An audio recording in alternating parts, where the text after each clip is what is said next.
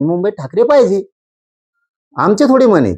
काही लोकांना सवय असते म्हणजे नेहमी न्यूजमध्ये राहण्यासाठी किंवा नेहमी चर्चेमध्ये राहण्यासाठी. आता कुठलंच काही चालू नाही, मग अशा वेळेस मुंबई महानगरपालिकेच्या माध्यमातून जरांगे पाटलांनी परत राजकारणामध्ये उडी घेतली. मित्रांनो, हे बघा, आम्हीही जरांगे पाटलांचे फॅन होतो आणि आत्ताही आहोत. कारण मराठा समाज हा ओबीसीमध्ये जावा, त्यांच्या गरीब लोकांना या ठिकाणी न्याय मिळावा किंवा जे खरंच गरजू मराठा आहे त्यांना याचा लाभ मिळावा, यासाठी त्या माणसानं मराठा समाज हा एकवटवला आणि हा समाज एक करून एक जगावेगळं आणि सगळ्यात मोठं आंदोलन याच महाराष्ट्रामध्ये मराठ्यांना एकवटून घडवून आणलं आणि जे काही यश आहे ते मिळवलं. पण ते यश पदरामध्ये टाकले कोणी हे सुद्धा विसरून चालणार नाही. कारण निवडणुकीच्या पूर्वी, आरक्षण मिळायच्या पूर्वी जरांगे पाटलांनी मुंबईतून म्हणलं होतं, जर आमच्या ह्या मागण्या पूर्ण केल्या तर देवेंद्र फडणवीसांचा फोटो ढिवाऱ्यात लावू. आपल्याला आज याच विषयावरती बोलायचं आहे. आणि नेमकं आता मुंबईमध्ये ठाकरेच पाहिजे हे बोलणारे पाटीलच आहेत. नेमकं काय मित्रांनो, रामकृष्ण अरे, आपल्याला आज याच विषयावरती बोलायचं आहे. सर्वांना विनंती आहे, त्याला सबस्क्राईब करा, बेल आयकॉन दाबा, कमेंट करायला विसरू नका. जय महाराष्ट्र. बघा, झालंय असं, आता लोकसभेच्या वेळेस आपण समजू शकतो, कारण त्यावेळेस सरकार पॉझिटिव्ह होतं पण ठोस निर्णय नव्हता. एक रागामध्ये सपोर्ट हा तिकडे दिला, हे मान्य करू शकतो, विधानसभेला मान्य करू शकतो. पण त्यानंतर मुंबईमध्ये दुसऱ्या वेळेस ज्यावेळेस पाटील आले त्यावेळेस पाटलांच्या ज्या मागण्या आहेत त्या सगळ्या मागण्या मान्य करून आणि काहीची आश्वासन देऊन पाटलांचं उपोषण तिथं सोडून पाटलांना परत पाठवण्यात आलं. आणि त्या ठिकाणी महाराष्ट्रामध्ये सर्व मराठ्यांनी आपल्या अंगावरती तो गुलाल टाकून घेतला होता. चौकोटी आनंदाचं वातावरण आहे, कारण आतापर्यंत 1982च्या अण्णासाहेब पाटलांच्या बलिदानापासून 2025 पर्यंत मराठा समाज हा आरक्षणाला वंचित होता. ह्या गोष्टी मान्य कराव्याच लागणार आहेत. आणि ते आरक्षण पाटलांच्या माध्यमातून काय असना, माध्यम पाटील होतं आणि भाजप सरकारनं हे पदरामध्ये टाकलं, हेही विसरून चालणार नाही. काकांनी 94 मध्ये जे काही कांड केलं होतं त्यामुळं आतापर्यंत तो खुट्टा कुणालाही उपसता आला नाही. पण तो खुट्टा भाजपने उपसून ओबीसीलाही आणि मराठ्यांनाही दोघांवरतीही अन्याय न होता तो मधला पर्याय काढला. त्यामुळे ओबीसी खुश आहे आणि मराठाही खुश आहे. म्हणजे दोन्हीही मोठे वर्ग या ठिकाणी खुश आहेत. असं आरक्षण पदरामध्ये टाकलं. मग ठरल्याप्रमाणे त्या ठिकाणी देवाभाऊचे फोटो हे देवाऱ्यात लागायला पाहिजे होते. चला ठीक आहे, देवाऱ्यामध्ये फोटो नका लावू, पण आतापर्यंत एवढे दिवसेंदिवस या आरक्षणाकरता मराठ्यांना झुलवलं कोण? काकाने झुलवले होते. आणि ह्या मूक मोर्चांना मुका मोर्चा म्हणून हिणवलं होतं कोणी? हे पूर्ण महाराष्ट्राने बघितलेलं आहे. प्रथमतः मराठ्यांना आरक्षण द्या बोलणारे हे लोक ज्यावेळेस ओबीसीतून मराठ्यांना आरक्षण मिळालं त्यावेळेस मराठा समाजाच्या विरोधामध्ये, जरांगे पाटलांच्या विरोधामध्ये सभा घेऊन उराडे बडवत होते. हे सुद्धा विसरून चालणार नाही. आरक्षण हे महायुतीनं दिलं. या ठिकाणी आपण ही गोष्ट मान्य करून ही गोष्ट विसरून चालणार नाही. त्या ठिकाणी आंदोलन हे पाटलाचं होतं.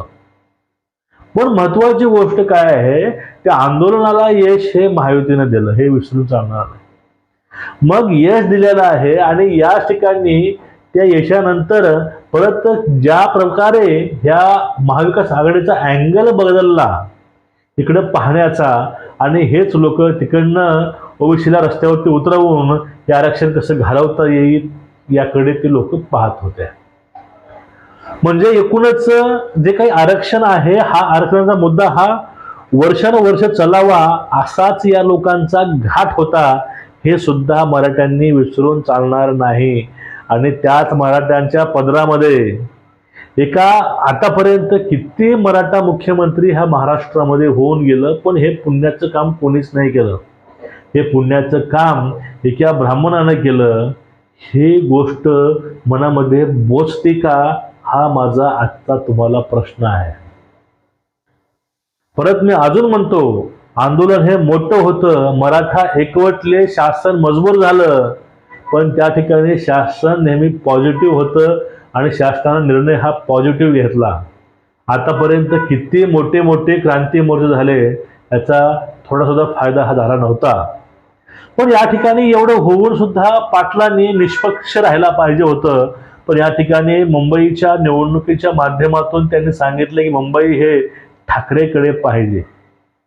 हे तेच ठाकरे मुक मोर्चाला मुका मोर्चा म्हणणारे, आणि हे तेच ठाकरे आणि तेच हे युती आहे. त्या युतीनं मराठ्यांच्या विरोधामध्ये आरक्षण मिळाल्यानंतर ओबीसीला पेटवून सोडलं होतं.